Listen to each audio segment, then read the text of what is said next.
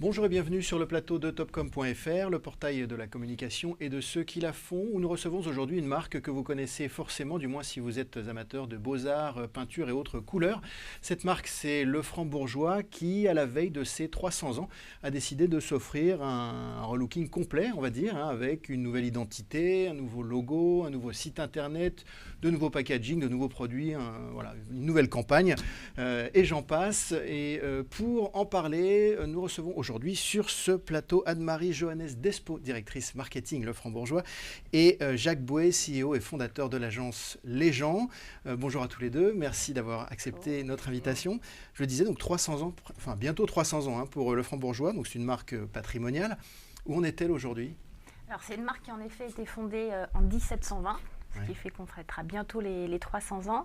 C'est une marque qui a une histoire aussi longue que riche et qui notamment s'est construite dans la collaboration avec les artistes, notamment la création du premier tube qui a permis quelque part le mouvement impressionniste. Et donc depuis toutes ces années, c'est une marque qui avait besoin d'être un peu revalorisée, et c'est ce qu'on a essayé de faire, d'aller puiser dans son ADN, dans toutes les valeurs fortes de cette marque, et reparler de la qualité intrinsèque des produits. Alors avant d'en arriver là, en tout cas, la marque aujourd'hui, elle évolue sur un marché qui est... Comment se porte le marché finalement des beaux-arts ? Est-ce que c'est un marché qui est bataillé aujourd'hui, ou est-ce que vous êtes resté la référence et loin devant ? Comment ça se passe ? C'est un marché qui est très intéressant, qui ne subit pas des grosses amplitudes parce qu'on n'est pas sur des tendances de mode.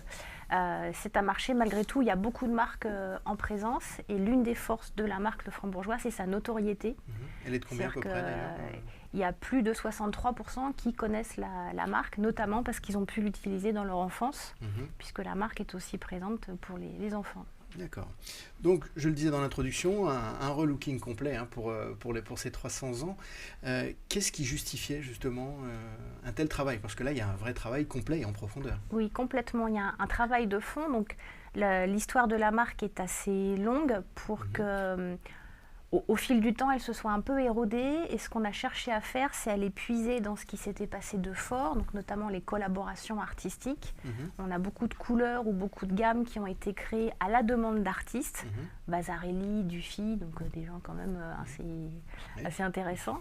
Et ce qu'on a voulu faire, c'est redonner les lettres de noblesse à cette marque, reparler de la qualité intrinsèque. Pourquoi ? Parce qu'il y avait Parce que c'était plus évident. D'accord. Voilà, on sait que c'est une marque de bonne qualité, et nous, on a voulu réaffirmer que c'est une excellente qualité. D'accord. Alors, j'entends bien. En même temps, on est quand même sur un travail qui est extrêmement vaste.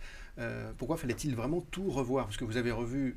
Enfin, vous êtes parti du produit pour remonter jusqu'à l'identité même de la marque. Alors, le point de départ, ça a été de reclarifier le positionnement, donc bien préciser la cible à laquelle on s'adresse. Qui est, qui sont les passionnés. Donc pas forcément l'amateur débutant, ça peut s'adresser à des artistes professionnels, mais on a voulu valoriser cette notion de passionné, quelqu'un qui peint parce que ça lui fait plaisir et qui trouve son épanouissement personnel.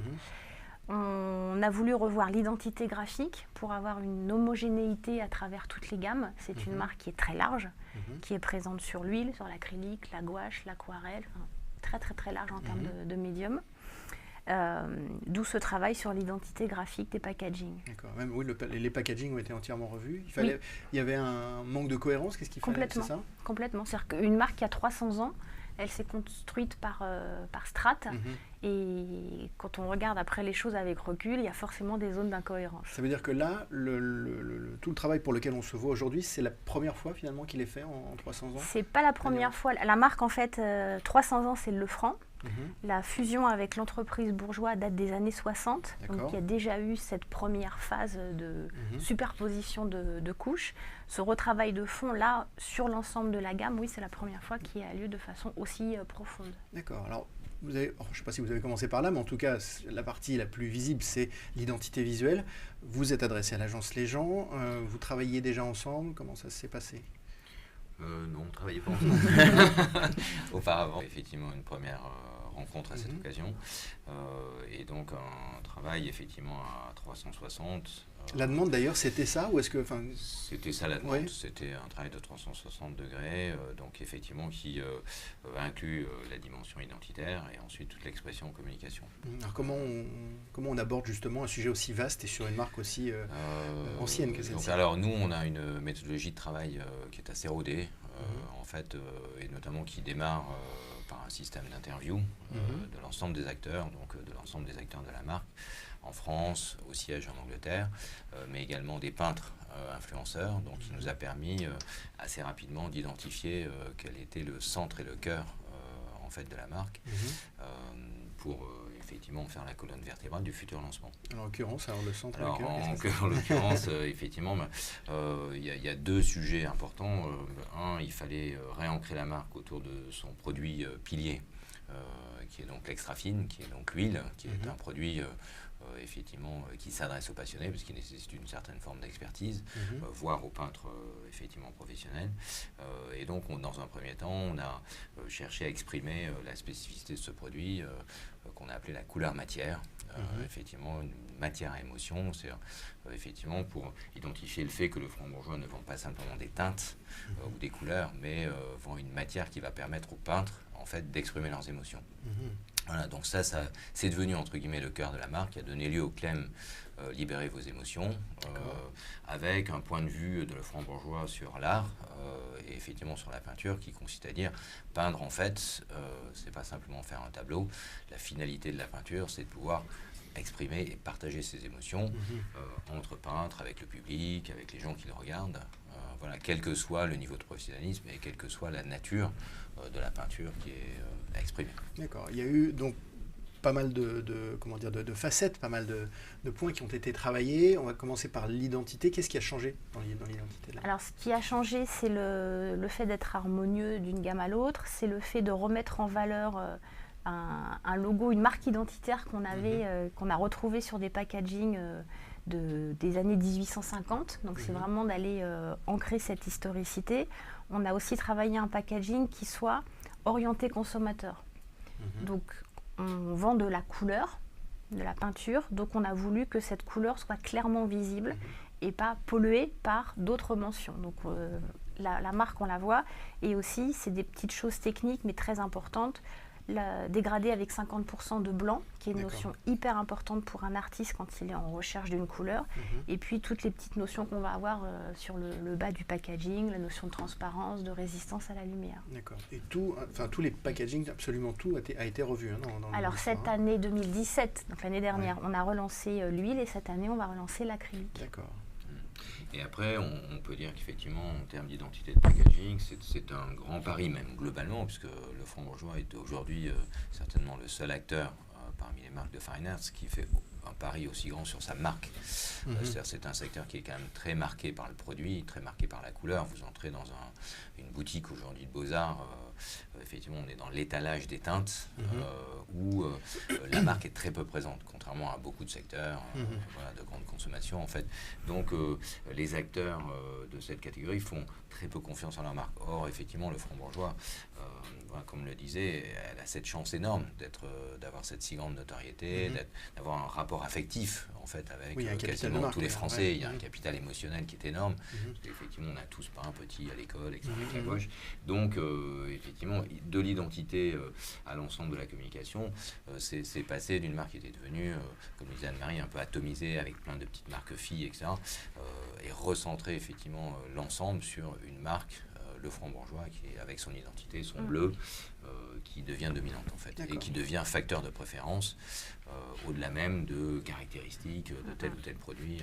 Et du coup, la campagne, c'est aussi un pari dans ce sens, puisque la communication qui est faite sur le secteur est toujours une communication produit, où les gens vont aller comparer la qualité des pigments, la qualité des pâtes et les textures. Et nous, on a voulu utiliser ces arguments comme un prérequis, parce qu'une marque de cette ancienneté et de cette qualité a une qualité, et donc de parler d'autre chose.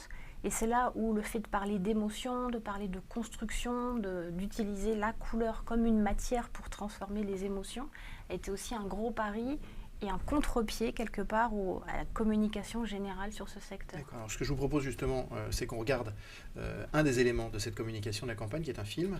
On va voir d'ailleurs qu'effectivement, enfin, on va voir l'illustration de ce que vous venez de nous dire, et on se retrouve et on en parle juste après.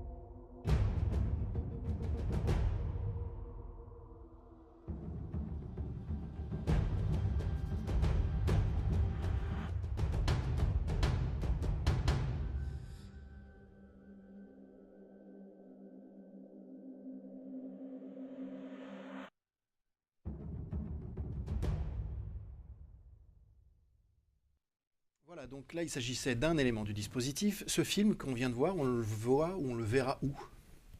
Donc on le voit centralement sur le digital. D'accord. Même, on va dire, la stratégie média était presque quasiment exclusivement une stratégie digitale. Voilà, avec une base effectivement au départ assez modeste, puisque effectivement il y avait une quinzaine de milliers de fans au départ, essentiellement sur Facebook. On a démarré l'Instagram effectivement au moment de la collaboration. Donc un film sponsorisé qui a fait, avec un budget on va dire relativement modeste, puisque on parle de 40 000 € d'achat d'espace, ça fait plus de 2 millions de vues, et 2,6 millions quand on ajoute les assets digitaux sur le canal Facebook et Instagram. Donc il a été poussé sur Facebook, Instagram. Voilà, il a été mis, j'imagine, aussi en ligne sur le site peut-être de la marque. Bien sûr. Alors on peut aborder aussi ce site qui a lui aussi été entièrement revu, refait. Qu'est-ce qui devait changer? Qu'est-ce qui a changé sur ce site? Alors, site expérience, puisque de toute façon, pour nous, le sujet central, encore une fois, était de créer cette expérience à 360 degrés. Donc, on a beaucoup travaillé le parcours conso, depuis effectivement le premier travail sur l'awareness, donc au travers du film. Ça a été vraiment le premier travail de awareness. Travail de conversion et de conversion en fan, effectivement, au travers du réseau Facebook, du canal Facebook.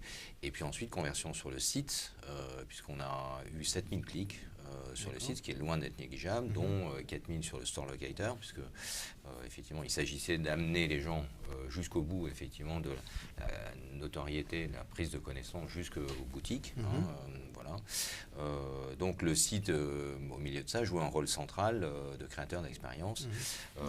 Site commercial aussi, commerçant, pas du tout? Non. C'est un site de marque qui se veut une utile. La marque Le Franc-Bourgeois a toujours eu une posture humble au service des artistes, donc que ce soit pour leur créer des couleurs, mais aussi on a une démarche qui est très importante, qui est pédagogique. Donc on intervient dans les écoles de beaux-arts ou dans les écoles privées, on fait plus de 300 workshops tous les ans, et on a voulu sur le site aussi apporter de la matière. Alors pas cette matière-là, mais de la matière éducative, et notamment bien choisir tout ce qui va à côté de la peinture en elle-même, les additifs, pour créer autre chose, rajouter de la matière, de la brillance, etc.